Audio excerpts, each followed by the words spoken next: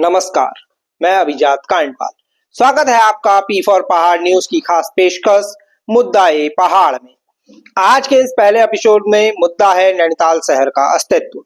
नैनीताल यह शहर सिर्फ पहाड़ों और झीलों का शहर नहीं बल्कि हमारी धरोहर है। यह हमारी संस्कृति की धड़कन है।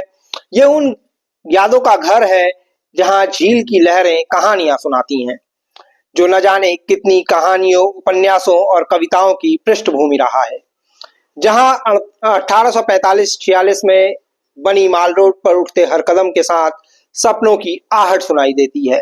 जहां सैलानियों की हंसी, ठहाकों की गूंज और बच्चों की छुट्टियों की खुशबू बिखरती है।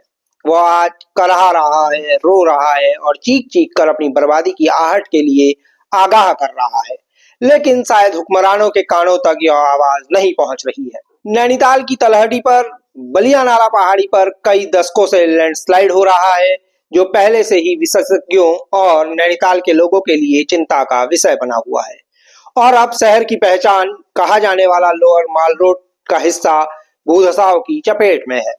सड़क पर करीब 15 मीटर के हिस्से में दरार आई है और सड़क करीब 9 इंच धंस गई है। इस पूरे मुद्दे को भूगोल के नजरिए से समझने के लिए पी फॉर पहाड़ न्यूज की टीम ने बात की एमबीपीजी कॉलेज हल्द्वानी में भूगोल के professor doctor B R Pant ji से।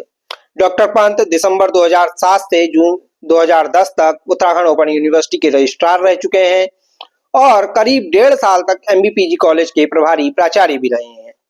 पर्यावरण, जनसंख्या और भूमि उपयोग जैसे विषयों पर आपकी मजबूत पकड़ है और आप इनके विशेषज्ञ माने जाते हैं। डॉक्टर पंत की अब तक करीब 9 किताबें छप चुकी हैं, लेकिन आपको डॉक्टर पंत के साथ हुई बातचीत सुनाने से पहले नैनीताल और माल रोड के बारे में जानिए कुछ जरूरी तथ्य, क्योंकि इतिहास गवाह है कि नैनीताल कितनी बार प्रकृति के प्रकोप से हिला है और हर बार उसने इसकी बड़ी कीमत चुकाई है। 1841 में पीटर बैरन ने की थी नैनीताल की खोज। 1845 में नैनीताल में म्युनिसिपल बोर्ड का गठन हुआ, जो भारत की पहली नगर पालिका बनी। पीटर बैरन ने अपना मकान नैनी झील की सतह से अधिक ऊंचाई पर नहीं बनवाया, लेकिन अन्य अंग्रेज अफसरों व लोगों ने अपने बंगले पहाड़ की ऊंचाई वाली जगहों पर बनवाए। नैनी झील के दक्षिण पश्चिमी किनारे पर कुछ भारतीय कारोबारियों को बसाया गया, जो अंग्रेजों के लिए रोजमर्रा की जरूरतों और सामान की व्यवस्था करते थे, और इस छोर को हिंदुस्तानी व्यापारियों ने मल्लीताल नाम दिया, जबकि दूसरा छोर तल्ली ताल कहलाया। तालाब के इन दोनों किनारों को जोड़ने वाली झील के किनारे बनी सड़क का नाम अंग्रेजों ने हिंदुस्तानियों की सड़क और इसके ऊपर वाली रोड माल रोड कहलाई। बाद में हिंदुस्तानियों की सड़क को लोअर माल रोड नाम दिया गया। नैनीताल लैंडस्लाइड के लिहाज से संवेदनशील क्षेत्र है और यहाँ लैंडस्लाइड का लंबा इतिहास रहा है। 1866 और 1879 में नैनीताल में लैंडस्लाइड हुआ। 1880 का द ग्रेट लैंडस्लाइड सबसे भयावह था। इसमें 43 ब्रिटिशर्स समेत 151 लोग मारे गए थे। इस लैंडस्लाइड ने नैनीताल में भारी तबाही मचाई थी। लैंडस्लाइड ने नैनीताल शहर का नक्शा और भूगोल बदल दिया था। इसके बाद 1898 में भी नैनीताल में कैला खान हिल का हिस्सा ढह गया था। इसमें 28 लोगों की मौत हुई थी। नैनीताल में 1988-89 में नैना पीक यानी चीना पीक का हिस्सा खिसक गया था। इस लैंडस्लाइड से निचले इलाकों में बसे घरों, सरकारी भवनों और होटलों को नुकसान पहुंचा था। हाल के दौर की बात करें तो नैनीताल में बलिया नाला क्षेत्र में 2014 और 2022 में लैंडस्लाइड ने चिंता की लकीरें बढ़ाई हैं। तो ये थे कुछ तथ्य जो नैनीताल के लैंडस्लाइड के लिहाज से संवेदनशील होने की गवाही खुद दे रहे हैं। इतिहास की इन कड़वी यादों और मौजूदा खतरों के बीच बड़ा सवाल यही है, क्या हम इस बार सचेत होंगे या फिर नैनीताल को एक और त्रासदी का इंतजार करना होगा? इसी सवाल का जवाब जानने के लिए हमने बात की डॉक्टर बीआर पंत से। अब आइए आपको सुनाते हैं डॉक्टर पंत से हुई पूरी बातचीत। सर, 1846 के आसपास अंग्रेजों ने जिस लोअर माल रोड का निर्माण कराया था वो धंस रही है। 2018 में ही ऐसी स्थिति थी कि यातायात बंद करना पड़ा। इधर भी फिर अब यातायात बंद करना पड़ा है। इसका मेन रीजन क्या आपको लगता है? देखिए, जो पहले वो सड़क बहुत कम चौड़ी थी, वो सड़क को ताल की ओर को बढ़ाया गया है जी। और पीछे जो जिसमें अंग्रेज लोग चला करते थे वो अपनी जगह पर बनी रही। तो एक पहली बात तो यह है कि जो लोअर माल रोड की जो थी उसकी चौड़ाई बढ़ाई गई, तो चौड़ाई बढ़ी तो वो लेक की ओर को आई, लेक की ओर को आई तो पानी के ऊपर आया, पहली बात। दूसरी बात यह है कि नैनीताल में पूरा का पूरा जितना उसकी धारण क्षमता है उसमें जो जितनी गाड़ियां उसमें चलती हैं, चाहे बड़े बड़े ट्रक उसमें चलते हैं, क्योंकि पूरा नैनीताल आज पूरा एक कंस्ट्रक्शन का शहर उसमें इतना हो रहा है कि लगभग हर पहाड़ी को खोद कर करके अंदर बड़े बड़े होटल, बड़े बड़े रिजॉर्ट, बड़े बड़े कैफे वो उसमें बन गए हैं।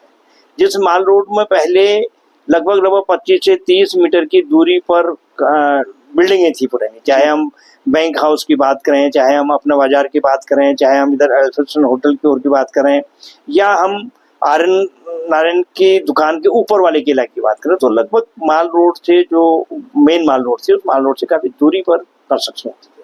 आज जो हो गया है कि वो कंस्ट्रक्शन सड़क करके सड़क के किनारे आ गए हैं, और जितनी भी अगर हम नगर पालिका पुस्तकालय के पास में देखते हैं, जो मोहनलाल साहब पुस्तकालय होता था उसके पास में जितनी भी पीछे की पहाड़ी है वो पहाड़ी खोद खोद करके उसमें जो है कि कंस्ट्रक्शन हो गया है। तो निश्चित है कि नैनीताल के जो लोअर माल रोड है वो एक तो अपने आप में ही पहले कमजोर भूमि में सड़क बनी हुई है, चौड़ाई उसकी बढ़ाई गई है।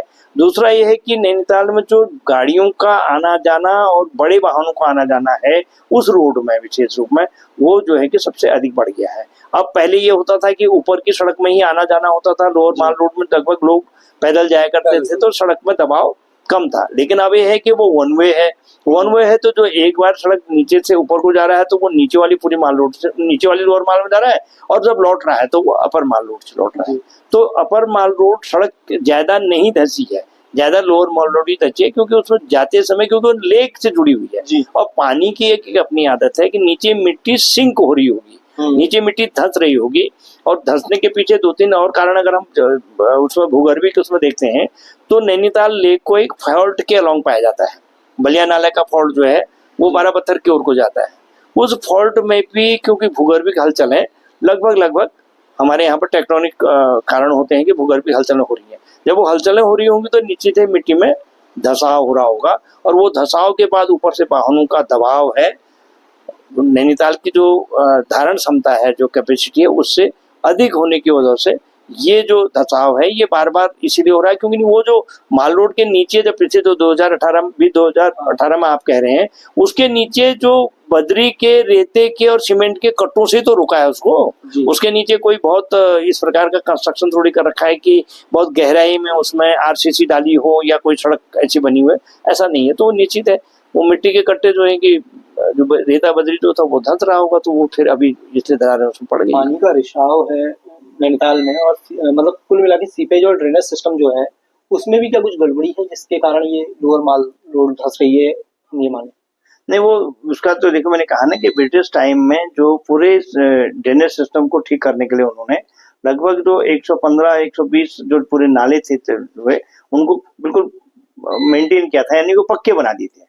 उनमें से क्या होता है कि उनके साइड से जो अपर्दन होता था, जो मिट्टी बहती थी वो नहीं आती थी। अब क्या हो गया है कि वो नाले के ऊपर भी कंस्ट्रक्शन हो गए हैं, और जितनी पहाड़ियां थी उन पहाड़ियों को खोद खोद करके जो है कि वो अंदर को कैफे और रेस्टोरेंट और कई सारी दुकानें उसमें बन गई हैं। तो निश्चित है कि वो उससे पूरे ड्रेनेज सिस्टम को ही, और वो पानी वो मिट्टी आकर के जहां भी लोगों के घरों से किनारे से होकर के आती है वो नीचे तालाब में डेल्टा बनाती है। तो चारों जो डेल्टा जैसे बने हुए हैं चारों ओर से, वो उन्हीं नालों की मिट्टी से है, और वो डेब्रिस का दबाव लेक के ऊपर, पानी के ऊपर, सड़क के ऊपर वो दबाव जो होगा, निश्चित है कि उससे नैनीताल को तो नुकसान होगा ही होगा। सर, अगर लोअर माल रोड का धंसना जारी रहा तो क्या झील का अस्तित्व भी संकट में आ सकता है, और इसका पूरे शहर मतलब जो नैनीताल शहर हमारा बसा हुआ है उसकी बसात पे क्या असर पड़ेगा? देखिए, धंसाव में अगर हम उसको रोकने के और उसके प्रोडक्शन के अगर हम कोई वैज्ञानिक तरीके से और किसी प्रकार से हम नहीं करेंगे तो निश्चित है कि अगर लोअर माल रोड धंसेगी तो लेक में से फिर एक ही सड़क रह जाएगी, दूसरी सड़क नहीं रह गई, तो लोगों का आना जाना जो होगा वो दबाव एक ही सड़क के ऊपर पड़ेगा। तो नैनीताल के अस्तित्व को खतरा तो है ही है।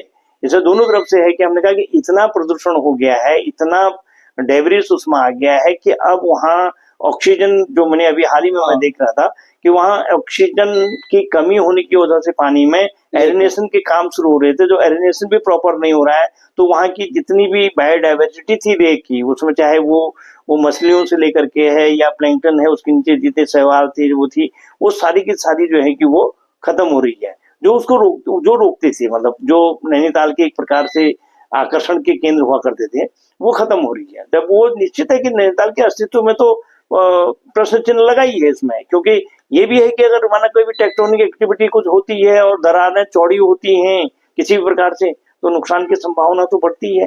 दूसरा जो सबसे बड़ा हमें लगता है कि अभी जीएसआई वालों ने शायद कुछ सर्वे करके कुछ शहरों में कि टोटल अगर माना कभी किसी प्रकार से भूकंप या कुछ आता है तो कितने हाउसेज ऐसे हैं, कितने रेजिडेंट्स ऐसे हैं जो खतरे की जद में है, यानी कि पुराने हैं, उनका कंस्ट्रक्शन पुराने ढंग से है या उनकी एज पूरी हो चुकी है, तो निश्चित है कि अगर कभी किसी प्रकार से दुर्भाग्य, भगवान न करे ऐसा कभी हो, लेकिन अगर किसी प्रकार से हलचल कुछ होती है, भूकंप यदि कुछ आते हैं, तो निश्चित है कि जो हो रहा है इसमें बहुत तीव्रता आ जाएगी, बहुत तेजी से बढ़ेगा, तो नुकसान और खतरा की संभावना तो बनी रहती है। सर एक तरफ बलिया नाला, दूसरी तरफ हम लोअर माल रोड देख रहे हैं, माने नैनीताल के दो छोर एक तरीके से अगर हम कहें तो वो आपदा की एक तरीके से कगार पर हैं और लगातार धंस रहे हैं। या जैसे बलिया नाला में जो हर साल का है कि बरसात में वहां से लोगों को सेफ प्लेसेस में प्रशासन शिफ्ट करता है, और अब इधर लोअर माल रोड, क्या नैनीताल के लिए ये साइलेंट किलर की तरह दिख रहे हैं? देखिए, दो चीजें दोनों बहुत खतरनाक हैं, क्योंकि नीचे हरिनगर का इलाका और ये पूरी बस्ती वहां से हटानी पड़ती है, बलिया नाले की पूरी मिट्टी वहां से कटाव हो गया, इवन वो कैला खान की ओर को भी जाता है। हाँ। कैला खान के एरिया का जो 1890 वाला लैंडस्लाइड था जिसे पूरा आया हुआ था, इधर जिस आप लोअर माल रोड की बात कर रहे हैं, इस माल रोड में जो मतलब ये बिरला वाला पोर्शन है और स्नो व्यू और चाइना पीक वाला पोर्शन है, इसमें पूरे 1880 में, 1856 में, 1890 में पूरे लैंडस्लाइड्स आए, इसी रोड में है, इसी तरफ से है। और ये सभी जानते हैं कि फ्लैट्स बना, मंदिर पहले बोट हाउस क्लब में हुआ करता था, मंदिर आत्म जगह पर गया है, 143 लोगों की मौतें उस समय हुई थी जब चाइना पीक से और एक स्नो व्यू का पोर्शन टूटा था। तो जो कमजोर हिस्सा है, वो कमजोर हिस्सा वही हिस्सा है मतलब नैनीताल का, जो स्नो व्यू की ओर का जो इलाका है ये वही हो रहा है। और जबकि आप इधर अगर हम डीएसवी कैंपस की ओर को देखते हैं या ये अगर हम पाषाण देवी की ओर को देखते हैं, तो इस प्रकार का धसाव इस तरफ को नहीं दिखेगा, क्योंकि इधर की चट्टानें मजबूत है। और ये जो डोरसी वो वाला पोर्शन है, जैसे हम 12 पत्थर से और चाइना पीक वाला पोर्शन है, ये पोर्शन काफी कमजोर है। निश्चित है भ्रंश लाइन है और बहुत सेडिमेंट से बना हुआ पोर्शन है, और उसी में एक और चीज हुई है कि जो हालांकि विकास के साथ ये सारी चीजें हैं, और रॉपवे जो बना है जी, वो उसी रॉपवे जो है कि वो स्नोव्यू वाली रोड में है, और वो पुराने जमाने का कहीं अगर आप कहें 1856 के आसपास, 1880 के आसपास लैंडस्लाइड जोन एरिया है। तो निश्चित है कि जो दबाव पड़ा है वो उसी, यानी कि लेक के जो अगर हम तलीताल से देखते हैं, जो दाईं हाथ की ओर को और हम देखते हैं, लोअर माल रोड की ओर को देखते हैं, तो सबसे अधिक नैनीताल का जो दबाव है, इवन आबादी का भी, जो कंस्ट्रक्शन का भी, अगर हम देखते हैं कैला खान से लेकर के हंस निवास और 12 पत्थर तक, तो सबसे ज्यादा जो कंस्ट्रक्शन है वो उसी पहाड़ी पर है, जो पहाड़ी सबसे ज्यादा कमजोर है। और अंग्रेजों के जमाने में कुछ इलाके प्रोहिबिटेड होते थे, उन क्षेत्रों में किसी प्रकार का कंस्ट्रक्शन को जो रोक लगाई जाती थी, जो रोक थी वो वर्तमान समय में कहीं किसी भी इलाके में किसी प्रकार की रोक नहीं है। निश्चित है कि उसका खामियाजा नैनीताल के लोगों को, नैनीताल को भुगतना पड़ेगा। सर आखिर ऐसे जैसे बलिया नाला के लिए हर साल हम सुनते हैं कि ट्रीटमेंट होगा, ट्रीटमेंट चल रहा है, IIT रुड़की इन्वॉल्व है और अन्य भी बड़े बड़े संस्थान इन्वॉल्व है। ऐसी लोअर माल रोड जो अभी धंस रही है, इसके लिए आपको क्या लगता है कि कौन से वैज्ञानिक और दीर्घकालिक उपाय हमें अपनाने चाहिए? देखिए, वो बहुत सीधी सी बात है, वैज्ञानिक तो चाहे IIT रुड़की से मंगाइए, चाहे जियोलॉजिस्ट मंगाइए कहीं से भी, वो बात निश्चित है कि आपको जो लेक में जो मिट्टी है, मिट्टी के ऊपर आप अगर हो सकता है कोई ऐसा कंस्ट्रक्शन हो जो कि केवल पिलर्स पर रुके, और पिलर्स पर रुकने के बाद ही आप किसी प्रकार से कोई ब्रिज टाइप का अगर ऐसा कुछ बनाए, तो तभी आपका कुछ वहां पर कुछ टिकाऊ हम कह सकते हैं कि कुछ होगा। बताएंगे वही लोग, वैज्ञानिक ही ज्यादा बताएंगे। लेकिन जिस प्रकार से मैं देख रहा हूँ कि भाई वो मिट्टी रख करके या सीमेंट के कट्टे रख करके नीचे रख करके अभी तक जो ट्रीटमेंट हुआ है, उससे उसकी संभावना है कि वो 1 आध साल 2 साल तो चलेगा, लेकिन वो फिर वो बहुत लंबा नहीं लॉन्ग चलता टर्म है। वो एक सस्टेनेबल सॉल्यूशन नहीं है जी। तो सस्टेनेबल सॉल्यूशन के लिए पहली बात है मेरी ओर से, मैं अपनी केवल जितना भी भूल की वजह से मैं जितना समझता हूँ कि एक तो उसकी धारण क्षमता से ज्यादा वहाँ किसी भी प्रकार से इनफ्लो न हो, कंस्ट्रक्शन पर पूर्ण रूप से प्रतिबंध होना चाहिए, और निश्चित है कि कहीं न कहीं दबाव को कम करने की ओर की नीतियां बननी चाहिए कि लेक में दबाव न बने ज़्यादा, चाहे वो ह्यूमन पॉपुलेशन की ओर से हो, चाहे वो कंस्ट्रक्शन की ओर से हो, चाहे किसी अन्य प्रकार से हो, ये दबाव कुछ कम हो तो निश्चित है कि नैनीताल कुछ दिन और सस्टेन करेगा। अगर यही दबाव कंटिन्यू बना रहता है तो नैनीताल के लिए खतरा तो है। शुक्रिया सर इस बातचीत के लिए फीड फॉर पहाड़ की टीम की ओर से। हम दोबारा किसी और मुद्दे पे आपसे जुड़ेंगे पक्का। तो आप ये देख रहे थे नैनीताल के जो अस्तित्व पर खतरा मंडरा रहा है, उस पर हमने एक बातचीत की, एक चर्चा की डॉक्टर BR पंत सर से। अभी जो नैनीताल के हालात हैं वाकई वो बहुत गड़बड़ हैं। पिछले कुछ समय से खूफी वाला इलाका, बलिया नाला वाला इलाका और लोअर माल रोड वाला इलाका, ये सब संवेदनशील है। नैनीताल को वैसे भी संवेदनशील क्षेत्र माना जाता है। इस पूरे मुद्दे पर आपकी क्या राय है, कमेंट कर जरूर बताइएगा। वीडियो पसंद आई हो तो लाइक शेयर सब्सक्राइब जरूर कीजिए चैनल को, और बेल आइकन को भी चटका लीजिए जिससे आपको वीडियोस की नोटिफिकेशन समय समय पर मिलती रहें। अभी दीजिए इजाजत, नमस्कार। मैं अभिजात कांडपाल, आप देख रहे थे P4 पहाड़ न्यूज़।